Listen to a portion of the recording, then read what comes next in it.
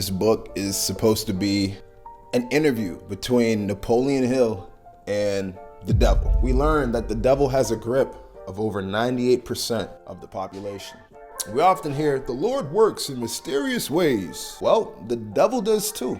Now, if your homie's gonna smoke, you're gonna wanna smoke. Your homie's gonna wanna drink, you're gonna wanna drink. Your homie's gonna wanna drift. Keep repeating these negative habits, and ding, ding, ding, you're a drifter. So as most of y'all know, recently I've begun a mentorship with someone who I really look up to. Cool people. His name's Cry, right? So in our one-on-one Zoom call, we talked about books and reading, right? And I came to the conclusion that there's a lot of books that I've purchased on self-development that I have yet to read. Let me bust out the damn collection, man. Let me bust out the collection, bro.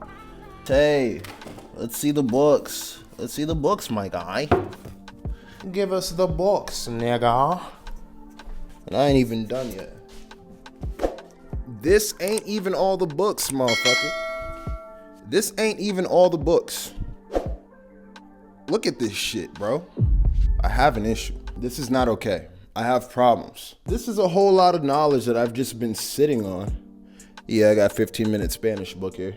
But I have begun reading some of them.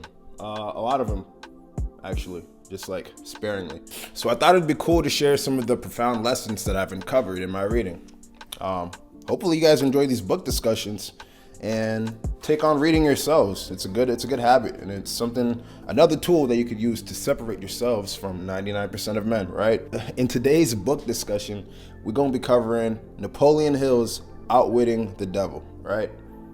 I'm about this far through the book, so we're gonna cover what I've read so far, right?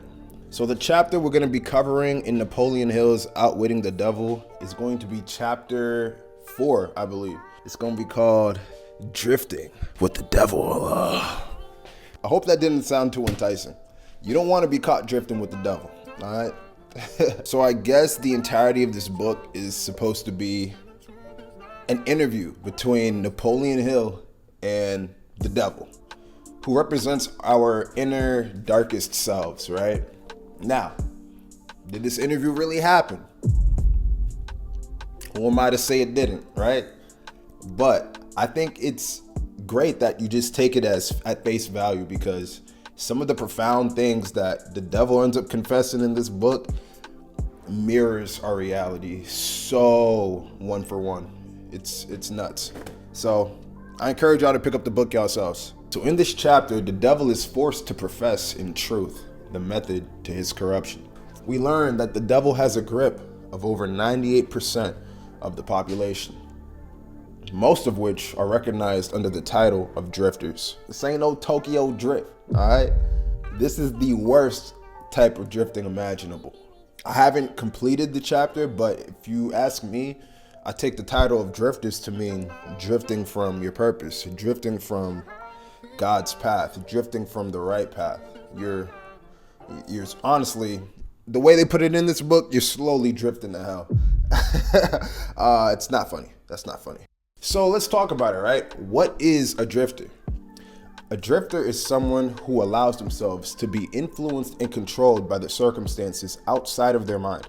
Drifters never think for themselves and basically just accept whatever life throws at them. That's a lot of you motherfuckers. Facts. A lot of y'all don't even know what y'all want out of life. A lot of drifters are sheep that abide to the hive mind of society, never really thinking for themselves. I think nowadays more than ever that the devil is using social media to pollute our minds with negativity and to draw us from what's most important, which is our purpose, right? Think of all the shit you see on social media, all the distractions. You're just surrounded by all these highlights and all these false imagery of reality, which is leaving you most times feeling lesser than. You're drawing comparisons with other people who are living the high life. You know, like you get this initial rush of dopamine, but then in the end, you're kind of just depressed. You know, motherfuckers is living better than you. Like, many people really think that the devil's reach is limited to his domain. Hell, right? Sorry to disappoint you. Hell on earth is not just a phrase, doggy. The devil's influence is apparent in our everyday lives. We often hear, the Lord works in mysterious ways. Well, the devil does too. He is a clever entity right? Very clever, in fact. Like I said, he has a grip on over 98% of people. Why? Because he doesn't have to convince you.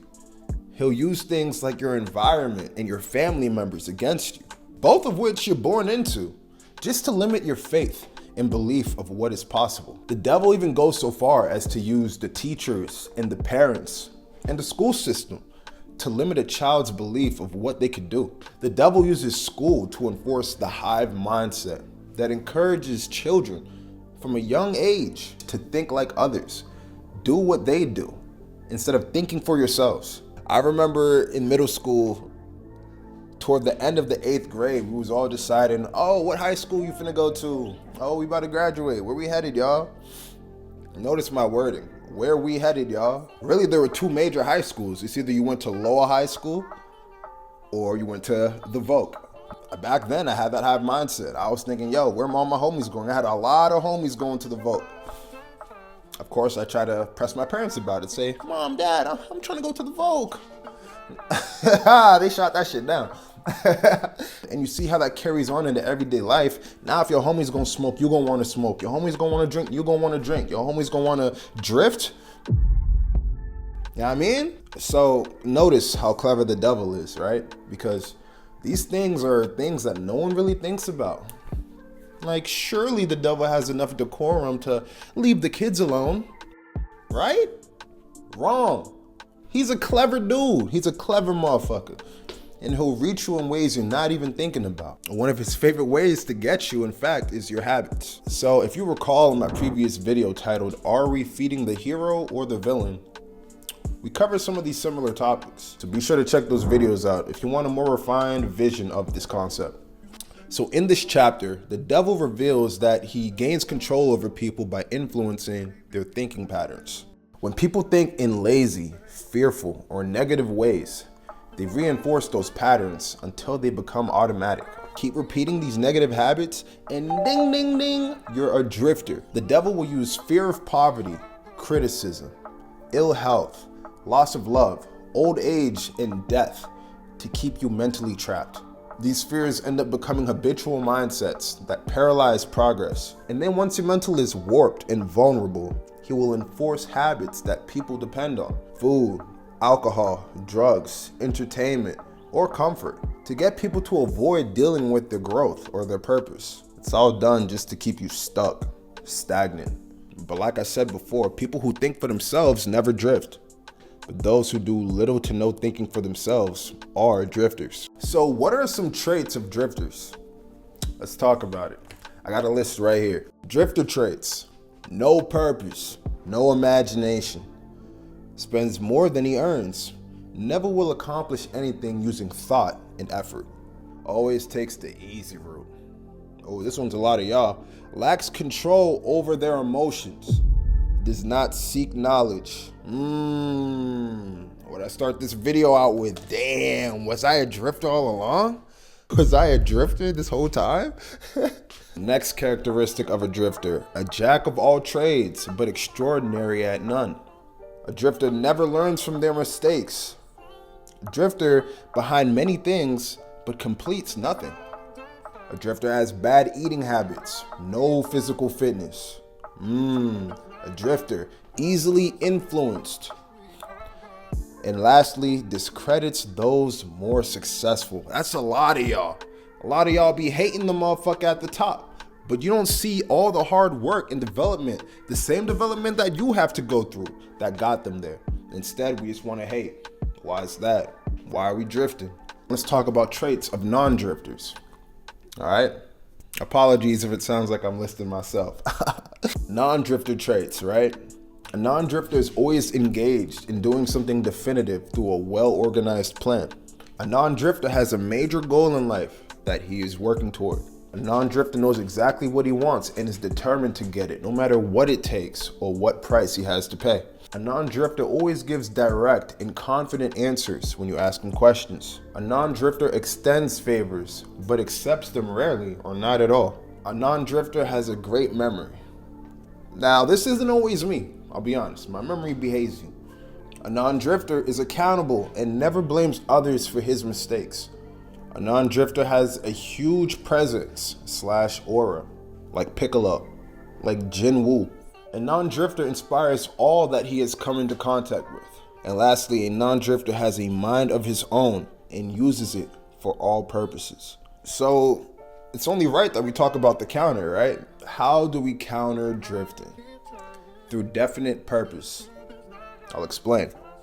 The antidote to the devil's influence is definiteness. It's having a clear purpose, making deliberate decisions, and maintaining self-discipline.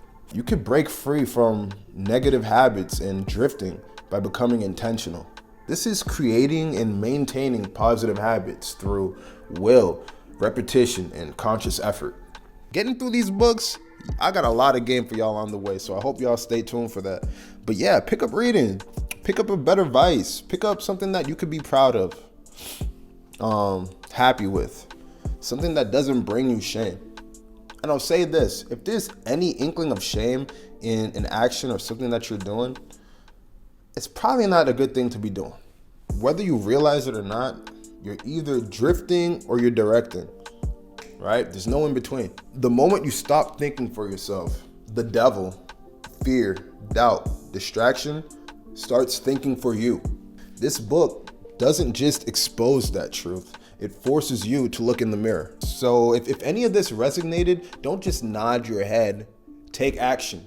And if you're serious about separating yourselves from the 99%, let's start picking up better habits starting today. Now, if you enjoyed this video and you want more breakdowns like this with mindset shifts and real conversations that people aren't having, I suggest you subscribe, like, and drop a comment down below and share this video with someone who needs to hear it. I'm not here to talk at you. I'm here to grow with you. All right? Stay sharp. I'll see you in the next one. Later.